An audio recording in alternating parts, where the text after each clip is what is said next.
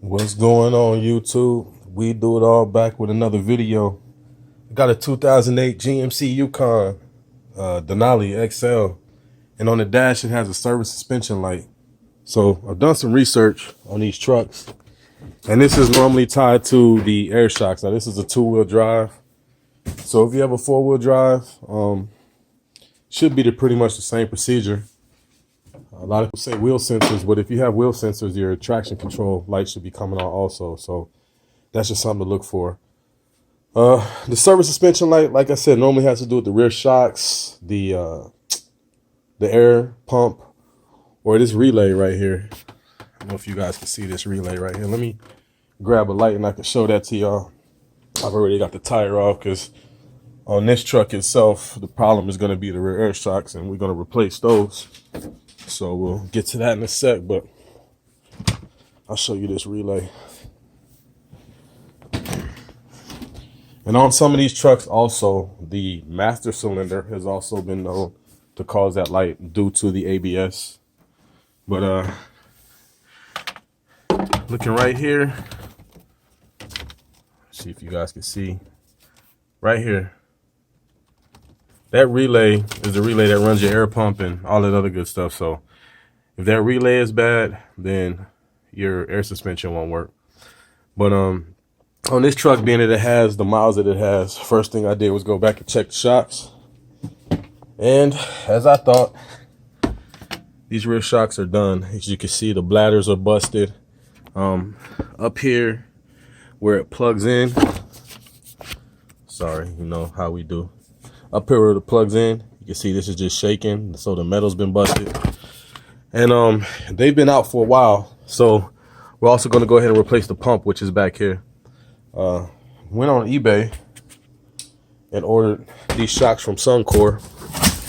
These are replacement shocks. Now, if you try to get these at a dealership or the AutoZone, they're going to run you about $400 to $600 a piece. Suncor and Arnott takes these shocks and they refurbish them. They change the bladders out and make sure everything's good to go. These are not the electronic bypass shocks. These are the OEM ones that have the sensor if you have the Z55 auto ride. So these have everything. And I got both of them for $210 with a $50 course. So once we get these old ones off, we'll go ahead and send them back and get $50. So basically $150 plus the pump was $85. Now I ordered the aftermarket pump. I didn't order the original, and I'll just go ahead and replace that. It's going to be, if you order the original pump, it'll be a little bit easier. This one's going to require some wire splicing and stuff, but I'm fine with that. It doesn't bother me. That's the pump. So the thing with these pumps is, once this suspension goes out, once these shocks go out, the pump runs all the time. And so if you just continue to keep driving with the pump on, eventually it's going to burn out. And in this case, we believe that's what happened. The pump just burned out. So we'll replace the pump, we'll replace the shocks, and we'll go from there. Shocks are not too entirely difficult. I'll just run you through the process real quick of what I found. I already taken the tire off, like I said. There's a shock. To get the shock off, you have to take this black piece out right here, the splash guards out. And to do that, you have these little bolts right here. And I believe, let me check the size on that.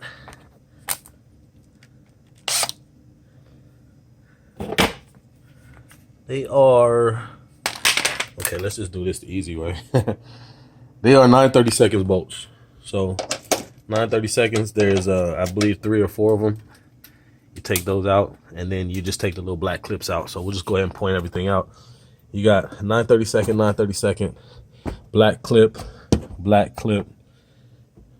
in the back, 9/32. So there's 4, and then 5. There's one back here also. So that's 5. So 5 of those, and then 6. There's one up top. All right, so there's 6 of them. There it is. So there's 6 of them you got to take out, and then you just pull the little black clips out. That removes this, gives you access to the pump, and it gives you access to the top bolt of the shock. The shock itself, I believe, is a 21 metric. So yeah, we got the 21, and that's it. You're gonna need a wrench and a ratchet. Fortunately for me, I have a compressor, so I'll be using my impact.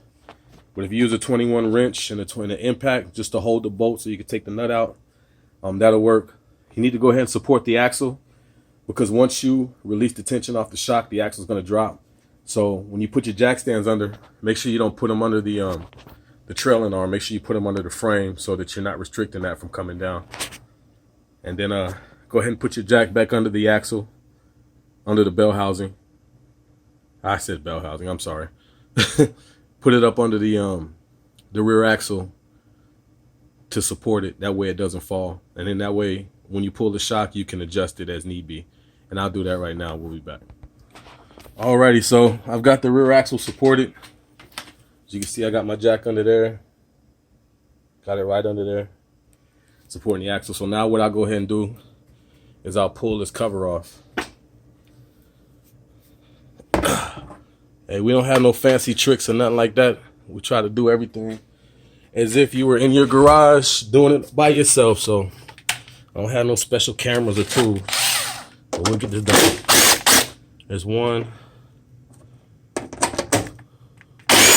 2. Let me put these up here so I don't lose them. There's 1 in the back here. 3, 4, 5. And I got 1 clip I got to take out. There's supposed to be 3, but obviously somebody's been in here before, so.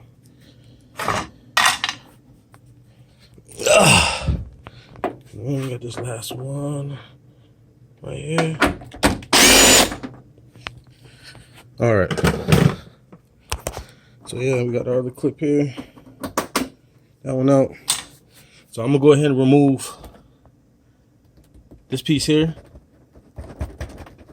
and this clip here, and it should fall out. So I'll be back. All right, and as expected, too easy. Fell right out. There it is. Came straight out as soon as I removed those 2 clips. So there's the pump right there that I'll be replacing. But before I get to that, I got to get this shock out. So like I told you, it's real easy. With this, hold on, let me flip this magnet. Got some light here. With this clip here, all you got to do is rotate it and pull it out. So it'll be plugged in. If you rotate it and pull, it'll come right off. But this one is already off because, like I showed you, this nipple was broken. So I'm gonna get this 21 removed here and this 21 removed down here, and I'll be back. All right, so I'm back. Hey, I just got this top bolt out, and what I wanted to show y'all was that and I forgot to show this to you earlier. Don't forget to pull this wire out. It's a simple connection right here.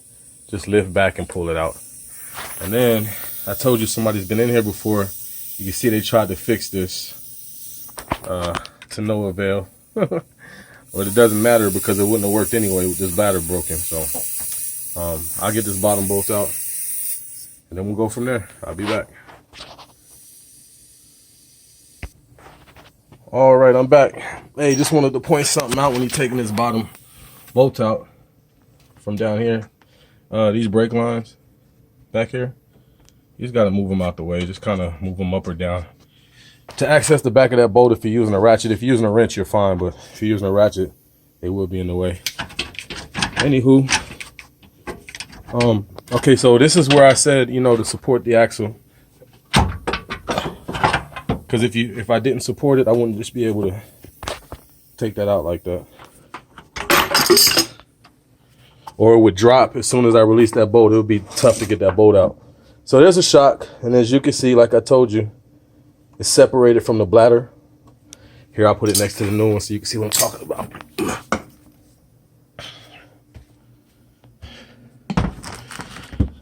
All right, so basically we got the same shock and everything, but as you can see, the bladders.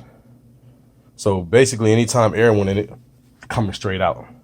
But put them side by side, it's the exact same shock that I got for 50% less than I would have got it for if I would have got it from AutoZone or O'Reilly, or shoot, the dealership wanted, I think, 8 something a piece. All right, so put the new one in, get everything hooked up, and then reverse order of what I just did, do the other side, and that's basically it. Now I'll do the pump also, and I'll show you guys that here in a second. Hold on. All right, so here's the pump. It looks like, now I took this front piece down just to kind of show you how it sits in there. It's suspended. It's got three bolts, one here, one on the other side, and one back here, but it's in a case. Just to take the case out, looks like there's 2 bolts. Like there's one behind the sensor, and there's one over here. And to get to them, you got to get under the truck and get behind the frame. So I'll work on that here in a minute, but it looks like just some housekeeping. So this is your, it looks like a T that basically sends your air out. So this one comes from the pump to the T. This one sends air to the other side of the vehicle, and this one sends air to this shock. To take these out, like I said, it's real easy. Twist this, twist that little piece right there, and just twist it and pull it off. And this is the only one I really need to pull off because this one's from the other side of the vehicle. So the other one will come out. And you gotta, oh my gosh, hold on one sec, guys. All right, then you got a sensor back here. It's just like the one on the shock. Lift up on the tab, pop that out, that comes out, and then you can move those out of the way. And then your last piece of housework is gonna be your main harness right here. And you can see I just have my hand on the clip. So all I'm gonna do is push down on that clip and pull that out. Flashlight don't want to cooperate right now. Sorry about that. So yeah, right here there's a clip. Push down on that clip and back it out. It might be kind of tough because this is original. So I'm gonna get that out and then I'll come back. All right, so yeah, popped out. So it looks like once you unhook those 3, it pretty much frees the pump. Oh, hold on, what's this? All right, we got a hose here. So I'll figure out what that hose is for, but it looks like I just need to remove the top part of it. Looks like it's going to a regulator. Yeah, it's going to a regulator. So I'll remove this hose. And then I'll go under and see what size those bolts are that the case is connected to, and I'll remove those bolts and take the pump out. All right. All right, guys, so here's the view from under the car. So it looks like I got two 13-inch bolts right here to take out. And now to do that side. And on this side, you notice there's nothing there, but if you reach up here, let me see, let me move this light so you can kind of see where I'm reaching. Maybe you could actually see the hole now. See this hole right here? That hole right there, that's your third bolt. So you get in that hole and you'll be able to take your third bolt out and the case should just fall. So 2 13s on the outside, 1 13 through that hole, and that should remove the case. So let me get those out and I'll be back. All right, guys, so got the pump out. There she is. As you can see, 3 bolts like I told you, 1 there and 2 over there. If they do fall in the frame, don't worry, you have an access hole right there that you can put a magnet in and grab them, or the hole in the rear that you use to get that one, you can get that one out. So yeah, there's 3 bolts and they just kind of slide in the slots. And the pump comes out. So it looks like to use a new pump that I bought, because it's aftermarket, I have to cut these 3 wires right here and then connect them to the new pump. Here, let me grab it. Let me put them side by side and kind of see what's going on.